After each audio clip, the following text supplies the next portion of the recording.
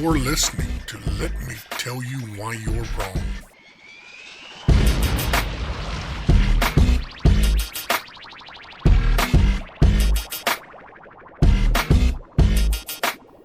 Welcome to episode 180 of the Let Me Tell You Why You're Wrong podcast. I'm Dave Roberts. With me is my podcast partner in crime, Jessica Salaji. Hi, Dave. How was your week? It was good. How was yours? A mess. Oh, a mess. A mess. It's 100 degrees. I'm trying to pull a permit in Augusta, Richmond County. And you want to talk about some obtuse, like they are the highest level of obtuseness in government. Pulling a permit is usually an easy process. I do it online, send my guys to go do the job. This particular job would take 3 hours. Hey, you take a crane, set the air conditioner, hook it up, and leave. Mm-hmm. I've spent more time getting the permit because I have to buy a business license in Augusta, Richmond County, or whatever it is. To buy the business license, fill out paperwork, and not just, there's no online form where I just go and pop my information in there and pay my fee. They send you a PDF that is protected so you can't type on it, print it off, handwrite it, take it and get it notarized on 2 different forms, notarized, and then scan it and email it back to them, or mail it in, or take it in. Understand, I already pay business license in Paulding County, business taxes in Paulding County, my state license, my state corporation, and of course, state and federal taxes. And Richmond County's like, that's not enough.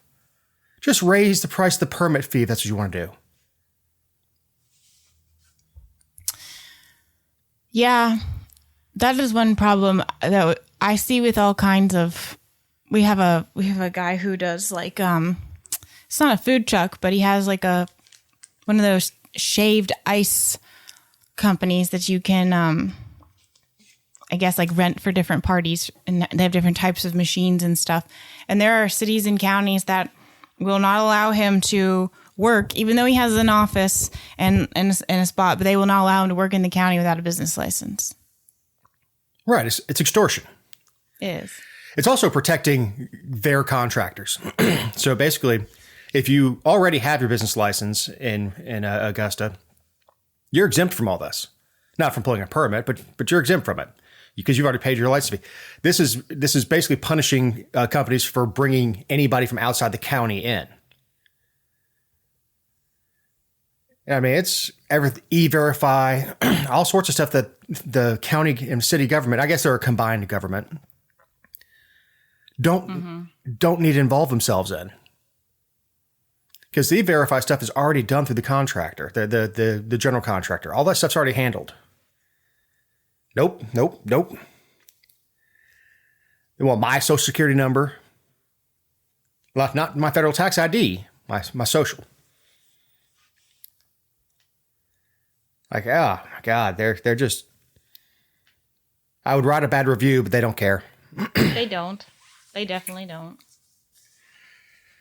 Speaking of bad reviews, big shakeup, who was actually awarded a medical marijuana growing license to produce low THC CBD oil. After 2 years, 2.5 years since the bill passed, and God only knows, what was it, 2014, that Haley's Hope was like the first conditions that they allowed.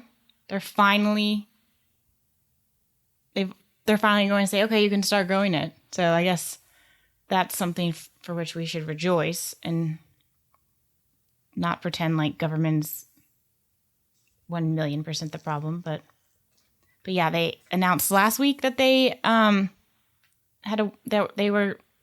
picked their licensees. Yeah.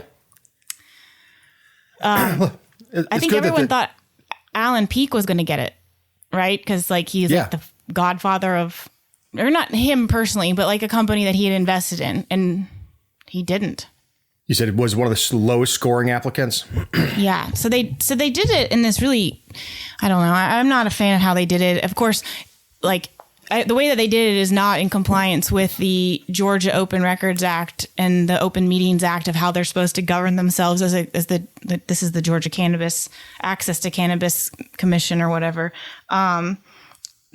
So our lawmakers added special provisions in there to keep everything confidential, to do everything behind closed doors and all this. So we really don't know like what went into the discussion of the 70 applicants and you know, why they got what they got. We just know that they got scores and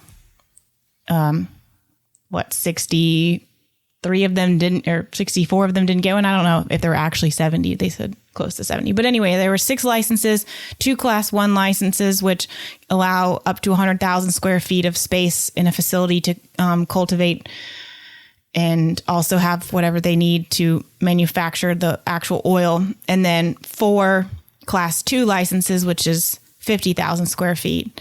And keep in mind that all of these companies had to pay a non-refundable licensing fee of $25,000 for the big one, the Class 1, if they applied for the big license for 100,000 square feet, and $5,000 non-refundable fee if they want to apply, just to be considered. So the state made a lot of money off of this. And then, of course, they have an annual fee of, you know, $200,000 and $100,000 for each one, which is just asinine. I mean, it's just absolute. You talk about extortion. Oh, yeah. Executive session, or the commission members include 4 doctors, a massage salon owner, a pharmacist, and a police chief. Yeah. Real advocates for the medical marijuana community there. I'd say the massage person is probably the biggest advocate. Yeah, she owns a chain of salons. So, I mean, whatever. But, and you know, they were charged with actually awarding the licenses. So they can't be, I mean, they had to be at least favorable to it, allegedly. But the whole thing happened in secret. It took way too long, you know. Half the applications, what really irks me is that they did publish the applications online, and I linked to all of them. And some of them are, you know, 200 pages. Some of them are 2,100 pages. These companies they put out an RFP, and then they had to basically make their case and cite any ownership they had, or any investor they had that had ownership of more than 5%. And then if they were, you know, investors in any other medical marijuana or similar business anywhere else in the country, and which is all fine and well, but you don't get apples to apples when you kind of just say like, these are the things we want, and then otherwise make your case. Like, there's a reason that when they bid out a tractor or a grass cutting contract, they're very specific, and they try to keep people in a lane so that you are comparing apples to apples when you score them. But, you know, and I'm not sure that was ever the intention here. That stuff is going to be so expensive and not covered by insurance that no one's going to be able to afford it. Well, and that's something that has been so surprising to me all along with the 6 licenses. Right now, we only have 7,000 people in the state of Georgia who have a condition, who have a card or have a condition that falls into the list of what DPH and our fearless lawmakers have said you can have a cannabis, a CBD, a low THC CBD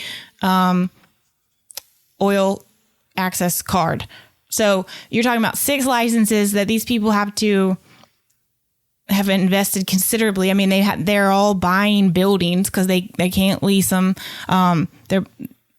They have to have the strictest security, 24-hour like video monitoring and people there all the time for 7,000 Georgians. For 50 or 100,000 square feet. Right. Which, you know, in farming terms is not a lot. No. It has to be indoors, has to be secured. Luckily now with LED technology, it's not as expensive to keep grow lights on and stuff.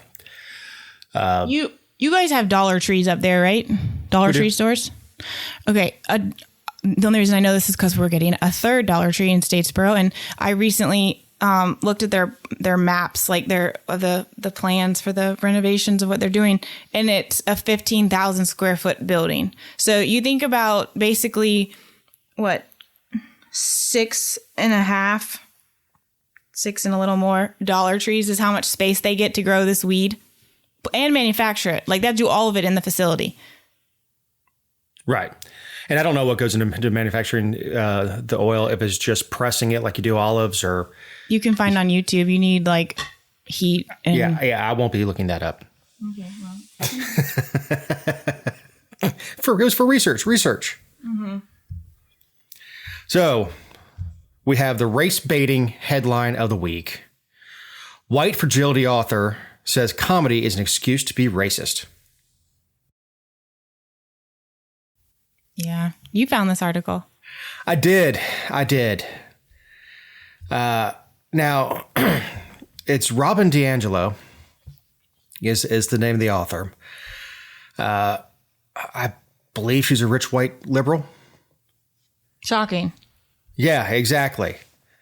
You know, a quote, comedy is, I think, an excuse to be racist, right? I think TV shows like Family Guy and South Park, maybe a little bit The Simpsons, allowed white people to be racist self-consciously. Like I know I'm being racist and therefore it doesn't count and it's okay. And I don't think it's benign to do it in a joking way.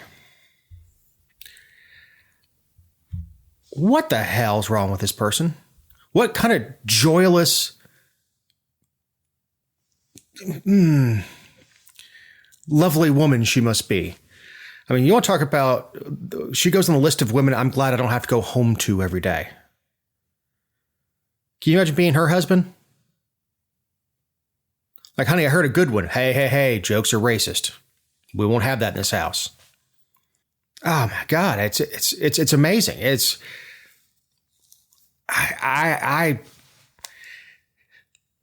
People have to, people do understand. People inherently understand.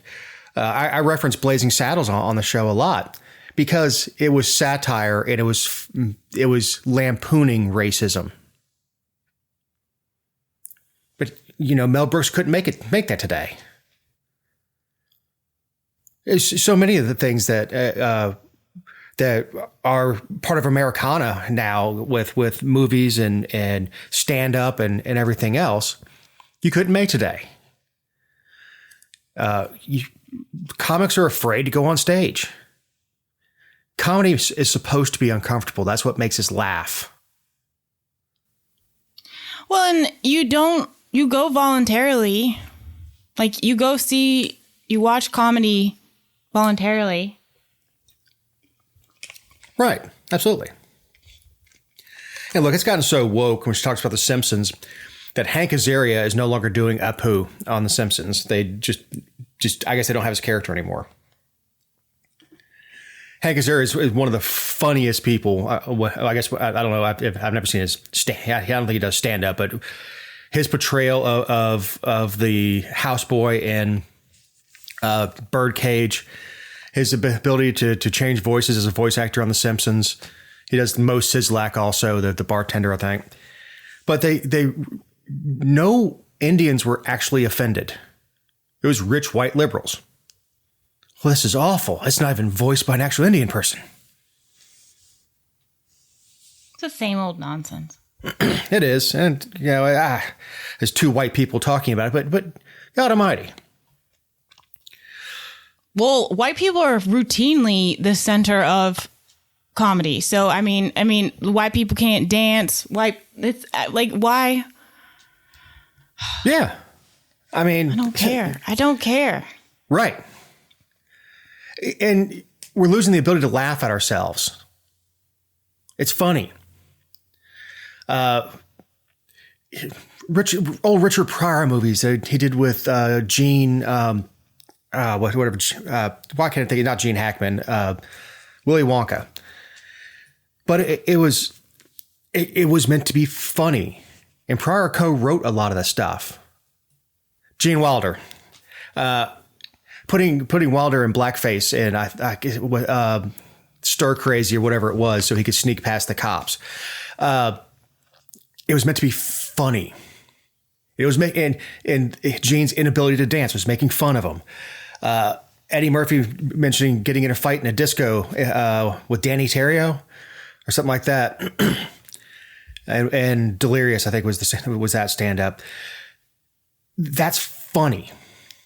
Dave Chappelle with Charlie Murphy talking about going to Prince's house and having this idea that Prince couldn't play basketball and Prince, slam dunking on him and all that stuff. It's funny because comedy is supposed to challenge our preconceptions and entertain us and be a little uncomfortable. So, F her. Rookie judge. Speaking of funny. Yeah, rookie judge accused of bringing disrepute to Douglas County office. Okay, so we talked about Christina Peterson a long time ago. I think when she was just a candidate. And I think, wasn't Jonathan still on the show then? I mean, it was a while ago. Because Jonathan, he lives in Douglas County, but and she was running against another person, and there was all this controversy, residency requirements, challenges. She's a probate judge, which you have to be a lawyer to be a probate judge up there, right? Yes. Because the population. Okay.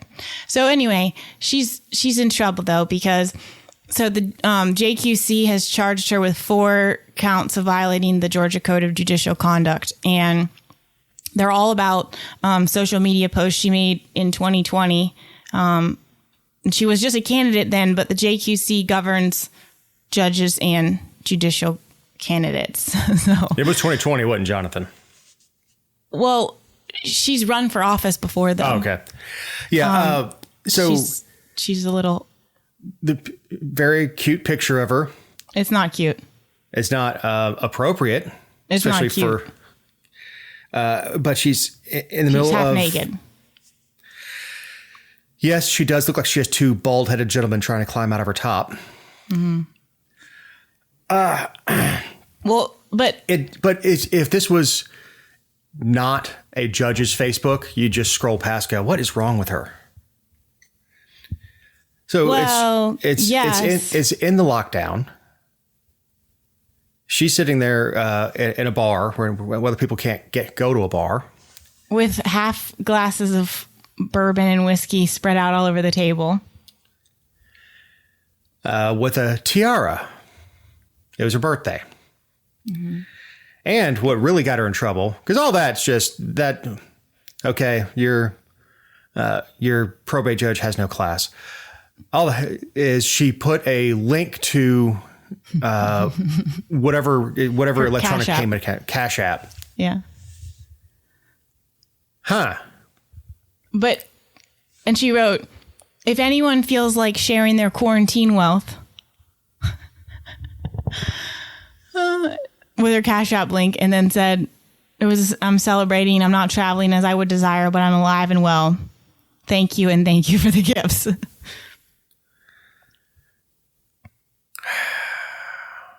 So why doesn't she just get an OnlyFans? If she's going to hang her boobies out and ask for cash, why not just get an OnlyFans? I don't know. Man. She said she thought it was her private personal page. Well, she put it on Facebook and Instagram. And it says official Christina J, and the posts are public. So it wasn't private. She said she was surprised when she started getting money from people she doesn't know. Like username is inmate 357 in the Douglas County Jail. Yeah. And then she also used her Instagram when she was a judge-elect to encourage people to visit 2 restaurants, and she claimed to the investigators that it was a professional gathering. And then on her Twitter page, she offered relationship advice in a video, and she called someone a homeless sexual and then made reference to African-American male genitals. And so the JQC called it inappropriate sexual commentary. You think? Again, if you don't want to be a judge and you want to be an Instagram star, or you want give relationship advice, if you want to get yourself a YouTube channel and go into hey, have at it. It's a free society. Go sell ad space on your relationship advice YouTube page or whatever.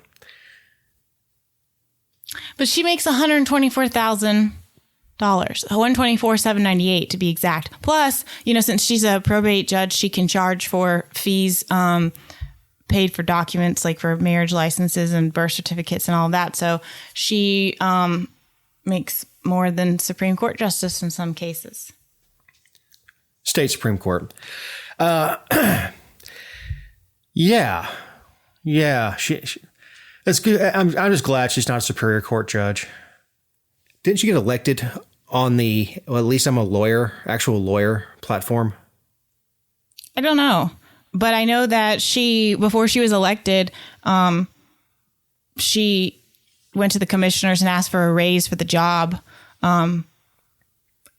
Actually, you're right. I see here in the Fox 5 article from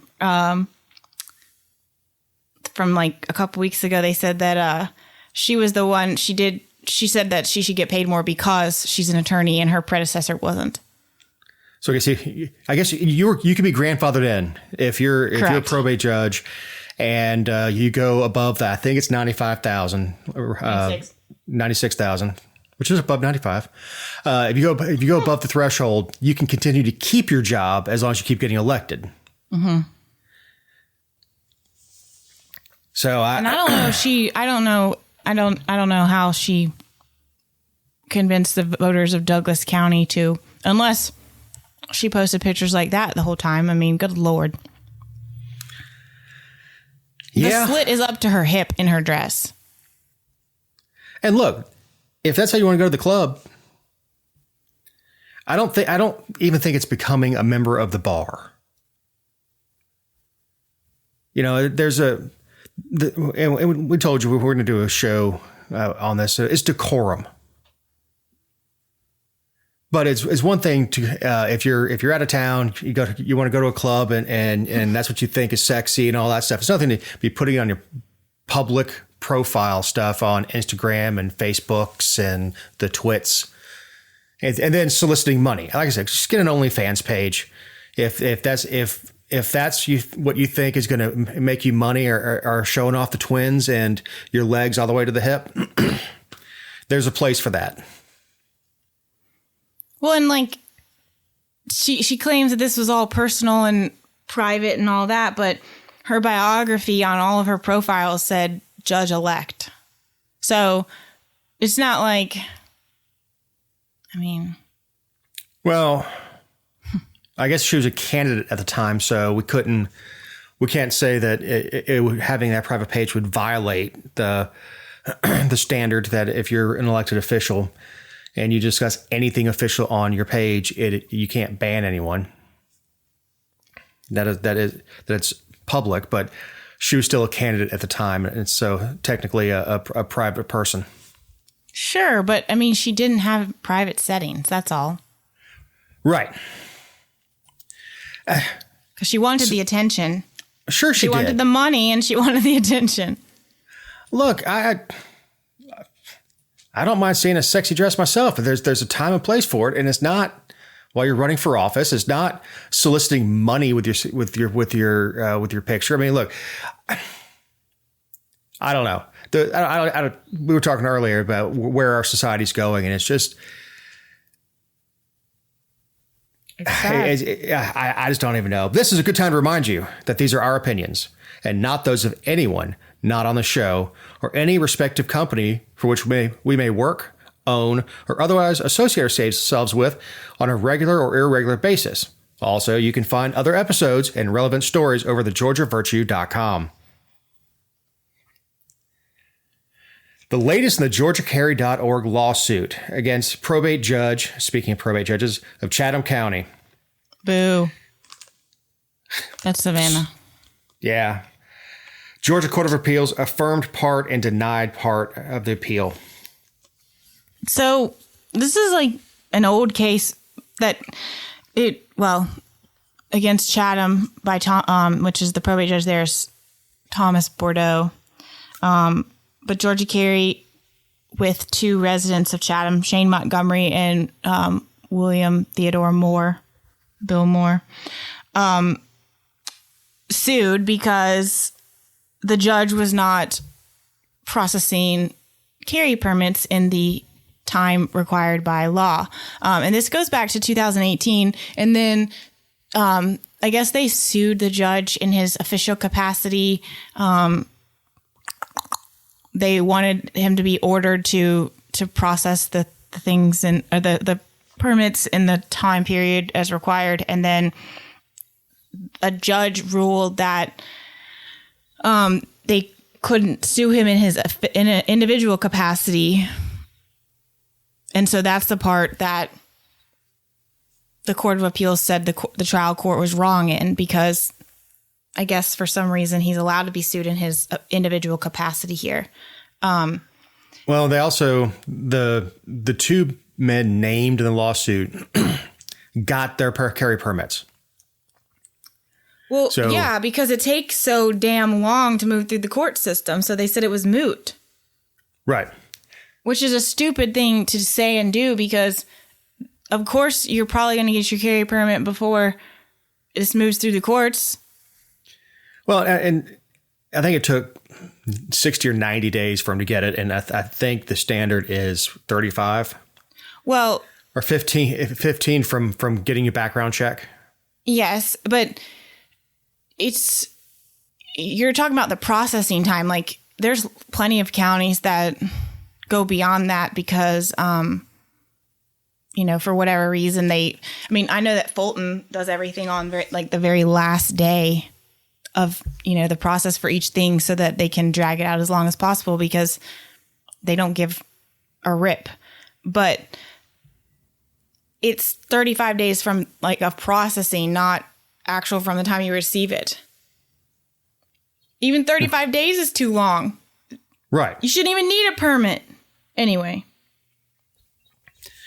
Yeah, and as long as we have Ralston, we'll never get permitless carry in the state of Georgia. At least it will never take the form of constitutional carry. Well, the reason I'm frustrated that they won't address this and won't take the issue up is because it came up again during COVID, and we didn't really address it. Kemp just, did the little sideshow of saying they can't shutter any store related to 2A and the probate. Like, the probate judges have so much power because of their stupid statewide council where they all unite, and a bunch of them did unfortunately die during COVID. Like, they were hit the hardest. And so you're still having to make appointments in some places and things like that. But by and large, records and licenses is the hardest thing to get, even outside of a pandemic, and we're still dealing with it. And the courts won't really take up the actual issue. What the Georgia Court of Appeals said could move forward was them going against him in his individual capacity. Well, they need to answer the question. What's that? They need to answer the question. They do. It shouldn't take that damn long. This is people who are anti-Second Amendment, and they're purposely dragging their feet, purposely taking as long as possible because they don't want to do it. They don't think citizens should be armed. So it's not that it's taking Chatham County that long to actually process applications, or they had that many applications. That may have them now with the crime spikes in Atlanta and other places, but it doesn't take that long. Background checks don't take that long, and it's not like the probate judge is over there with the laminating machine, taking every individual card and putting the picture on it and sealing it and then putting it in the envelope. No. For them, it's just a pencil whip. And the judges didn't want to do it. Now, well, yeah, and they sued in the city or in Chatham County, That was where... So, wow, judges sticking together? I'm shocked. This is where, if we had a decent attorney general, he'd get involved also. and have this person brought up on ethics charges, violating state law, violating the citizens' rights.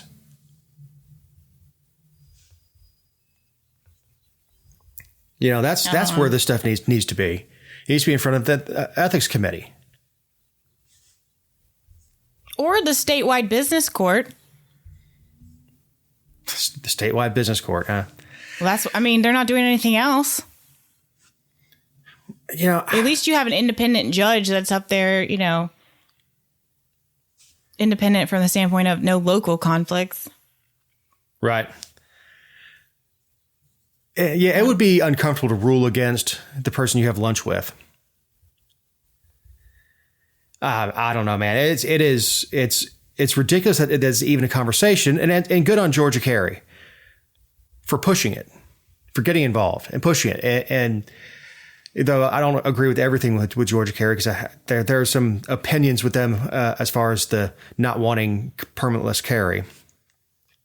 Well, they want reform before they want permitless carry, because if we get constitutional carry, quote, right now under Georgia law, we will be able to take our guns fewer places. Right. If we just add constitutional carry on top of what Georgia has in terms of where guns are permitted. So I get that, but it's really hard to explain that to the mass. To idiots like me. No, you already knew that. Well, yeah, but I also know that if done correctly, you still could get a carry permit. It would just allow permitless carry in more places than it does now, but it's not as many as the permit. And look, I agree with them in theory. Nothing's off limits. You can carry in the damn Capitol, right? When people say, I get what you're saying. Yeah, how Second Amendment are you? I want to be able to park an Abrams in my driveway. Yeah, let me take my tank to the grocery store. But, so, I agree.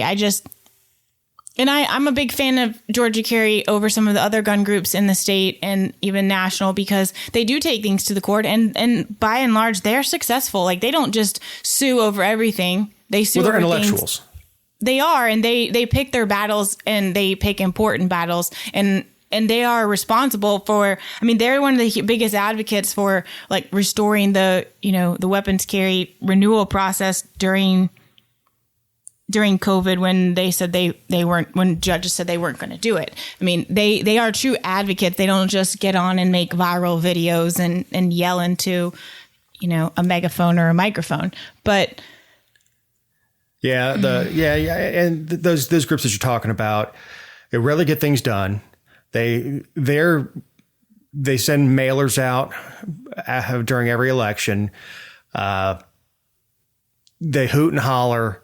You spout talking points, call people anti-gunners, and that's it. Georgia Carey is, headed by guys who are fairly intellectual, who look at the legality of something, and I'm sure if that's their opinion, it's legally right if they just add permitless carry on top of it.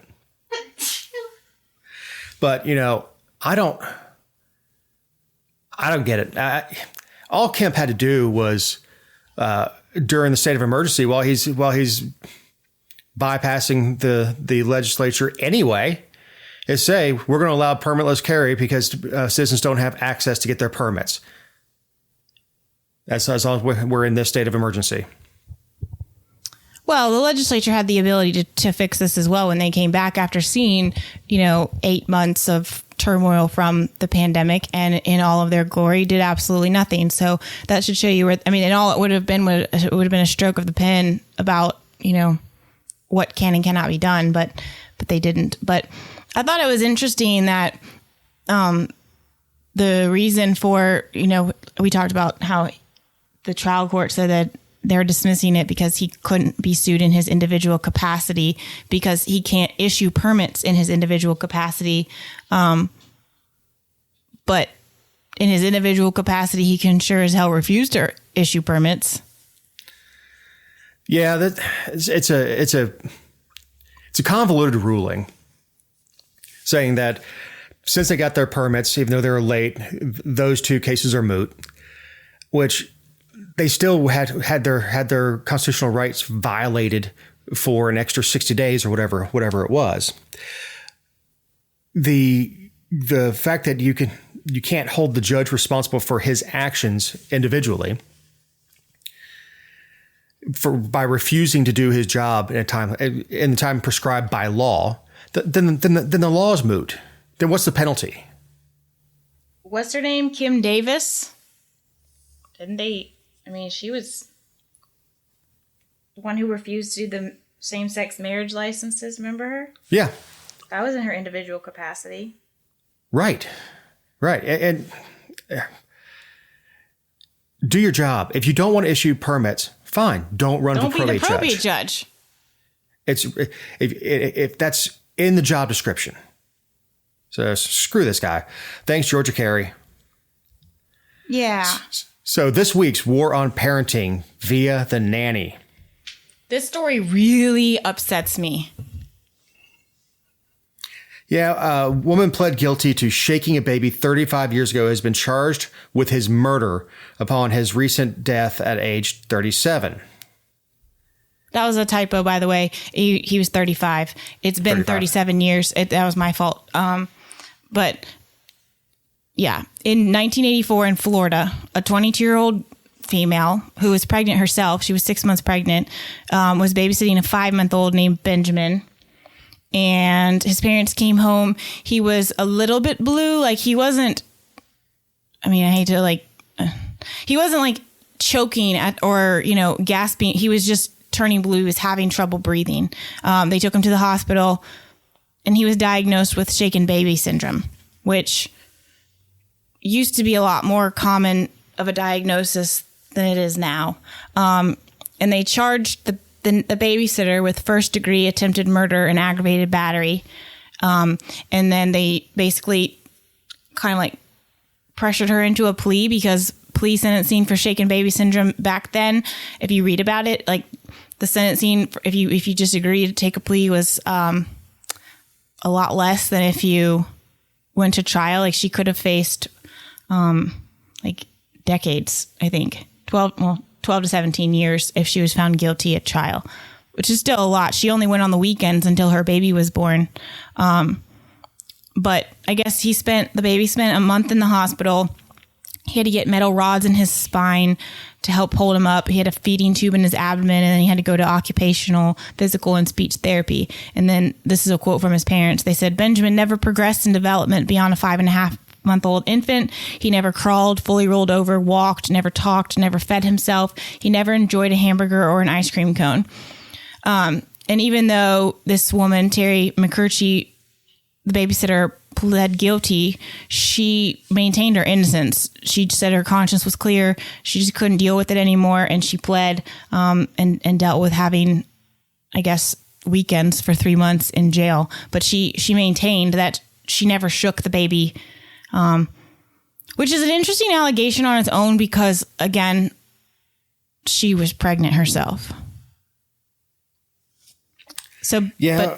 But basically the baby was, he was severely handicapped. He had no life. And at 35, he died in 2019. Yeah. Of course, the legal theory on that is if someone shoots me and the bullet gets lodged and they can't take it out, whatever, and that person can get charged with assault with a deadly weapon and all that stuff. If I die today at 44 years old and it's determined that the bullet shortened my life, that person can be charged with murder. I don't know that I agree with that. I'm not saying that. Oh, I know. I'm agree or disagree. So that is that. And I've heard the legal theory before. I can't remember. I think I was talking to a lawyer and an ME one day, and they were talking about that. It wasn't. It was. I'm sorry. It was with an ME because he said that the cause of death would be complications from gunshot, and then the determination would be made that it was manslaughter or murder. You've already stood trial for your actions, and you've already paid for your actions. It's like taking another bite of the apple. Plus, what are they protecting society from? This woman is a productive member of society. She has 59. Several kids. You're gonna put a 60-year-old woman in prison for the rest of her life on the theory that is now, I won't say completely discredited, because sure, you can hurt a baby if you, by being too rough with them. What part of society is being protected with this? They went and she lives in Texas now. This happened in Florida, and they arrested her and charged her with first-degree murder. 37 years after. And, you know, you were talking about, I don't know what phrasing exactly you used, but, shaken baby syndrome. There are a few key indicators of what they used to say was the trifecta. So brain bleeding, swelling, and bleeding behind the eyes. Well, now, 37 years later, the reason it's not as common is because there's lots of reasons that those things can happen to a baby, including brain bleeds, on their own, a fall, sickle cell trauma that's happened at birth that's just now showing itself, an infection, meningitis. There are so many things. And shaken baby syndrome is you see the presence of these things and you say this is what it is. And I'm not saying that nobody who is diagnosed with that is actually true, but the fact that the baby went on to live for 35 years and never recovered from these things, I have a hard time believing that there wasn't some other underlying issue.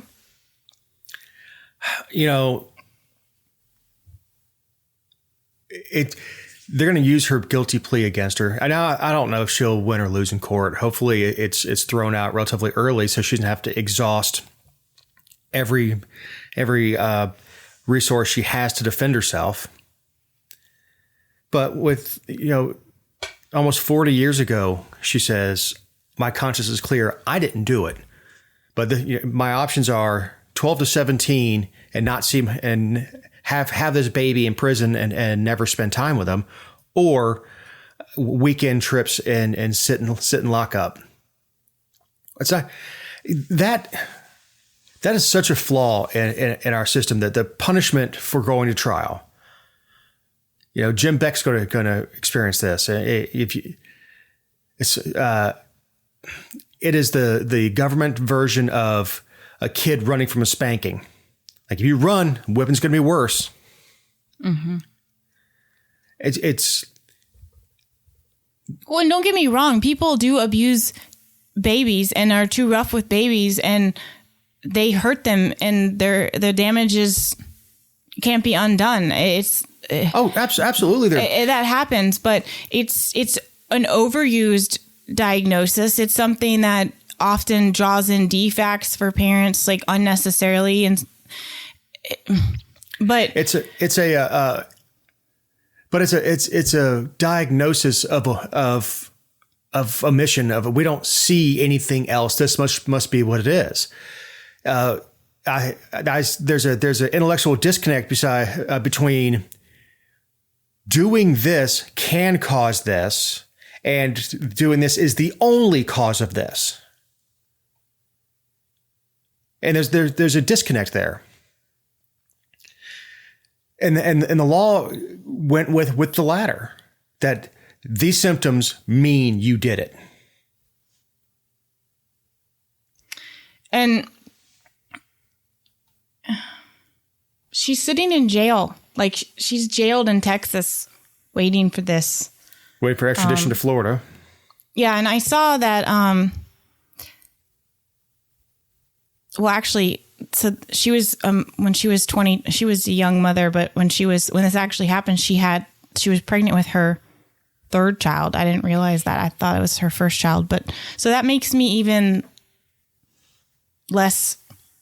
I don't buy it. This is a person who is a professional nanny, had children of her own, who weren't shanked to death. And look, I think shaking baby syndrome is a horrible term. Yeah. Well, that was on purpose. I know, but no. I'm saying a horrible term is shaking a baby. I've done it plenty. They pick them up and shake them up and give them back to their dad. So he pukes on dad. You have to. Babies are incredibly resilient. You have to remember where humans came from. So you really have to abuse a child for this sort of stuff to come up, or there has to be something underlying going on. Like you said, meningitis. I'm showing off my medical degree here, but in my experience, and of course not being a parent, babies fall off of stuff and they're fine. When they're first learning to walk, they do stuff like you can't believe and don't even cry. Like if I fell on my butt, like the way I've seen my nieces and nephews fall, I'd be crying.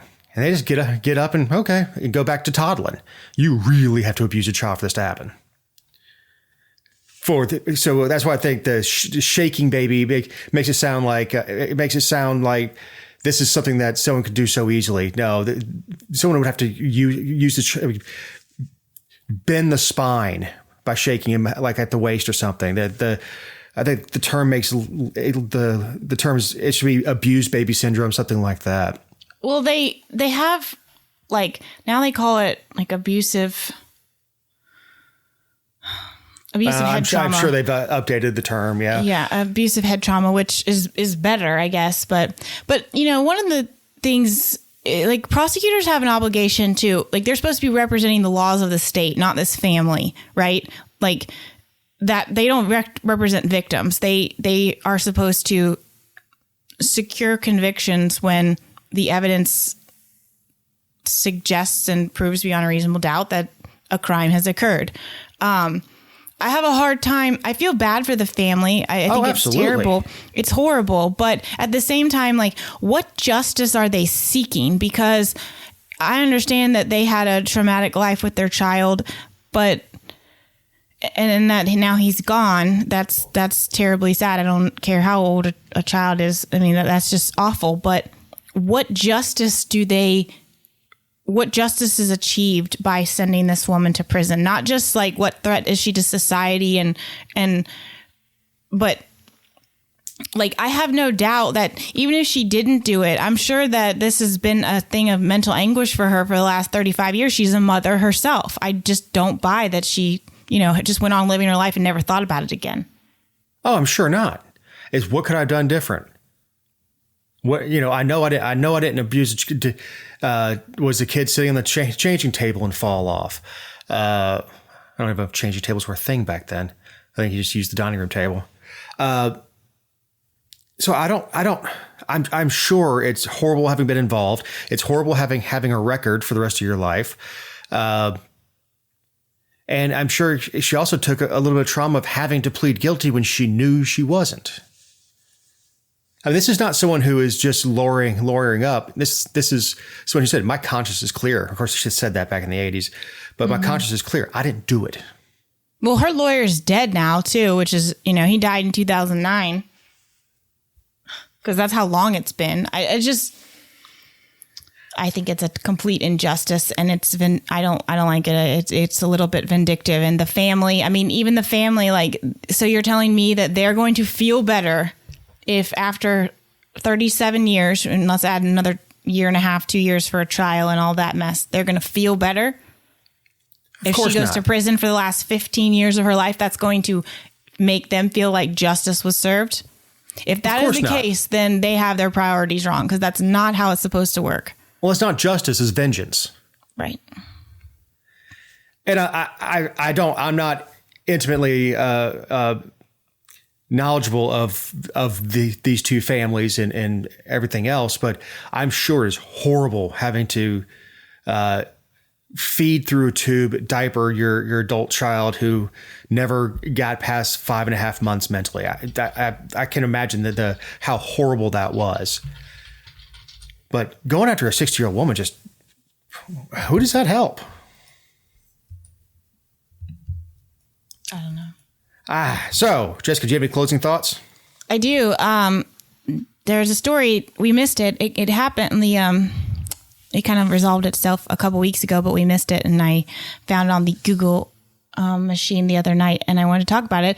If you recall, the Spalding County Commissioner who pointed a gun at a SWAT team or his wife, and he shot at deputies, I think a year and a half ago, or back in early 2020 before the pandemic. And they plowed like an armored vehicle into his home in Spalding County.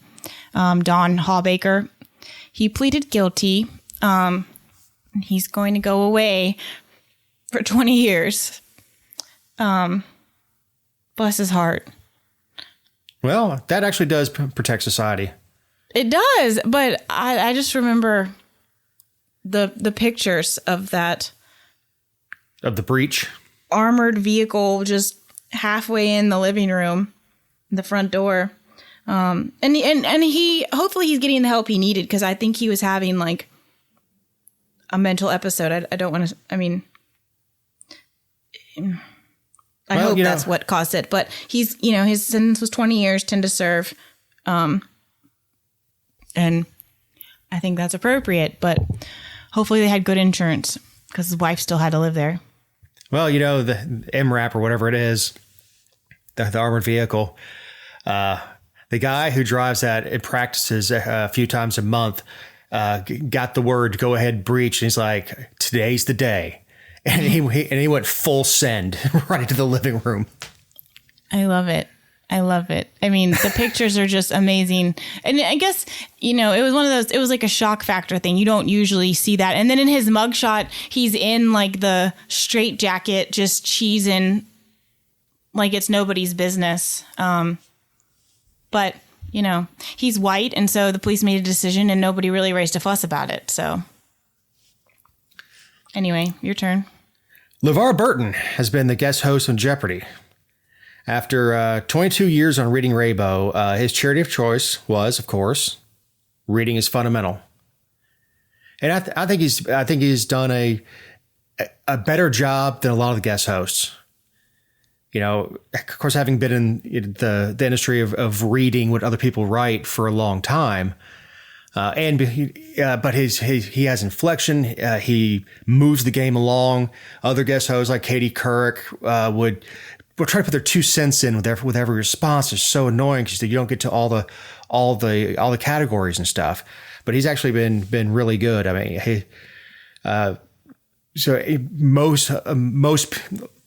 most people alive today are aware of Reading Rainbow, whether as a parent or kid growing up, and know who LeVar Burton is, and Star Trek fans for Star Trek Next Generation and Roots. He has a long, distinguished career, and I think he's done a really good job on Jeopardy! This week. I was, however, quite ticked that ABC or NBC at the time slot where I am is running not even Olympic coverage, Olympic pregame instead of Jeopardy! So I had to find it on some like local access channel to record on the DVR. And I missed three of the episodes last week, which really pisses me off. Also, happy birthday, Jessica. Thank you. You're so old. I am not. It's 40 this year? I'm 24. You sound like it. You may look like it, but you certainly write with someone like someone with gravitas.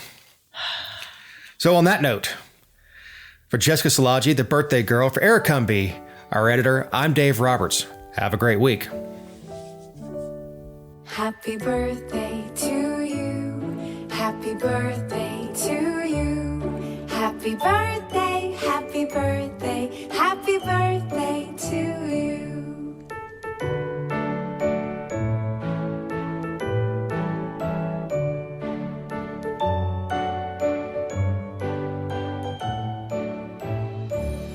Happy birthday to you.